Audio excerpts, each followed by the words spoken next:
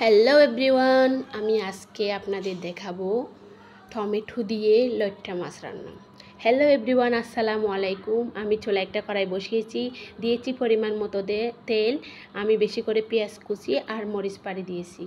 এগুলো একটু ব্রাউন হালকা করে নরম করে ভেজে নিয়েছি। তারপরে দিয়েছি আমি পেঁয়াজ রসুনের পেস্ট, তারপরে দিলাম টমেটো। এবার আমি বাকি মশলাগুলো অ্যাড করব। হলুদের গুঁড়া, ধনিয়ার গুঁড়া, জিরার গুঁড়া আর লাল মরিচ। লাল মরিচটা আমি ঝালের জন্য ইউজ করি নাই, ইউজ করছি আমি কালারের জন্য। এখন একটু হালকা করে পানি দিব যাতে মশলাটা পুড়ে না যায়। এই যে আমার মশলা কষানো শেষ, আমি এখন দিয়ে দিব লইট্টা মাছ। এখানে হচ্ছে 1 কেজি লইট্টা মাছ। আমি এখানে পানি অ্যাড করব না, এই লইট্টা মাছ থেকে এমনিতে পানি বের হয়, এই জন্য আমি ঢাকনা দিয়ে দিলাম। 5 মিনিট অপেক্ষা করলাম।